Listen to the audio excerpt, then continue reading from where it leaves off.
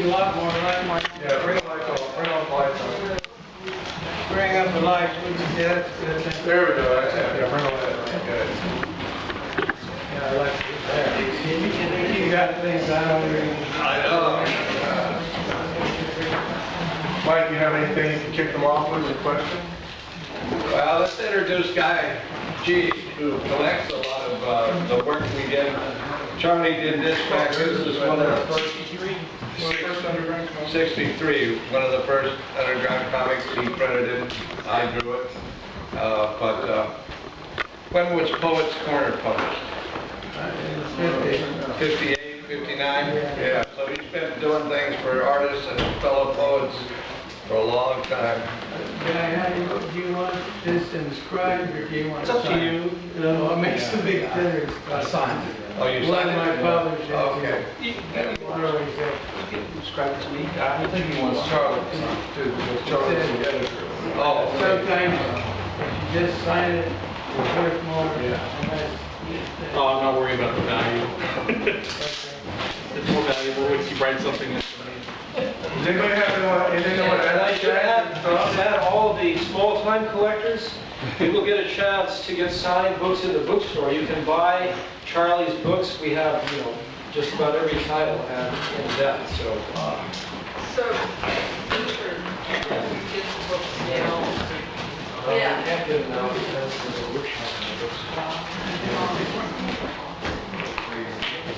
How old were you guys all first met each other? Was it in San Francisco? Wichita, Kansas. Wichita or Wichitity or... Were you guys making trouble when you first met? I think a couple was making us. Did you all ever connect in San Francisco? Beg pardon? Did you ever, all three in San Francisco at the same time? We were, yes, later. I went to San Francisco in '59. I think Charlie came in '60-something. What time did you come, Rox? 62. 62. So we were in waves. There were other Wichitans like Bruce Connors, Dave Hazelwood, and Mike McClure who came before us in the mid-50s. A lot of the artists went to New York first, but the old myth was you had to go to New York and make it, and then you could go anywhere, you made your whatever. But they decided that wasn't working, and they went to San Francisco.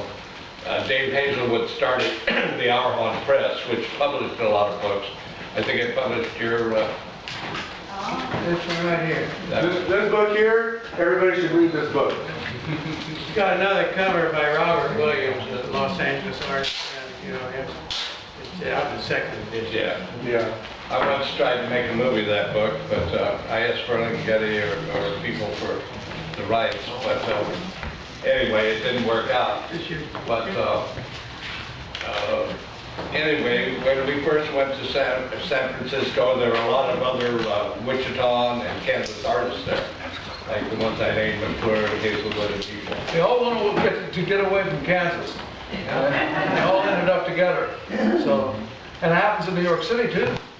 I went to a party, and everybody's hand I shook was from Wichita or Hutchinson or something in Kansas. And I thought, man, there isn't anybody left in Kansas you can ever find that's interested in anything to do much of that, but unless they created it themselves.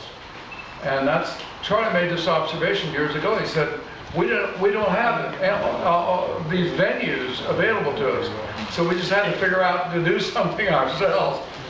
And I don't know whether that's true or not, but that's what he said, and I found there was some logic to it in a way. Who was the first one to lie it out and start looking for all this stuff? To tell you the truth, may I say? To tell you the truth, out of Wichita, it was some gay guys. That's what I observed. You want to follow sign? Sure. Bruce Connor. Bruce is not gay. Bruce was married to Gene Connor.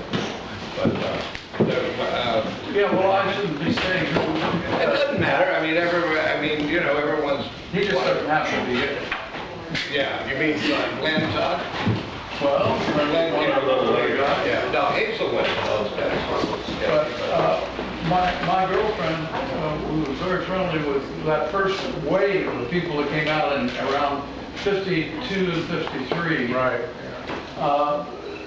She introduced me to many of them, and they had all done well. Most of them had done well, working for Sloan's and other, as interior decorators and so forth, and they did very well. And the next wave was another wave from of their friends, and then it seems to me that you guys started. Oh, yeah, the late 50s and early 60s. Michael McClure came at some point.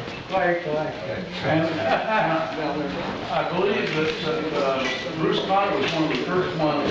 Yeah. Of Right, Bruce was. He was a big influence on that. It's a great cover. I helped do the cover. But, I did a few covers for Charles.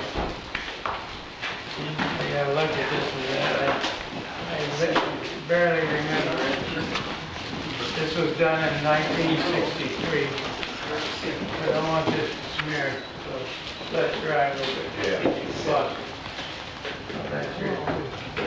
Just for everybody's information, Michael McClure is going to be reading here in October for his birthday, His 80th birthday, right? 80th birthday. I read it with his ex-wife, Joanne McClure, yesterday in Mill Valley, right?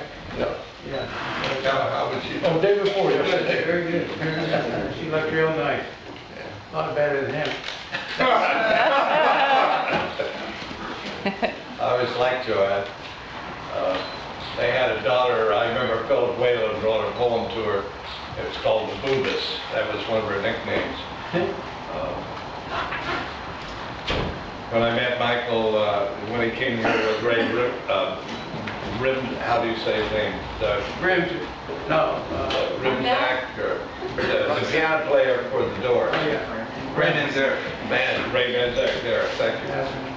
They did a concert here, you know, they have a whole act they do together. Michael reads poetry and Ray plays the piano. But I met his wife and I thought it was his daughter. And she said, no, I'm his wife. Yeah, I heard Michael had some physical problems. He had some kind of breakdown or something, yeah. Michael?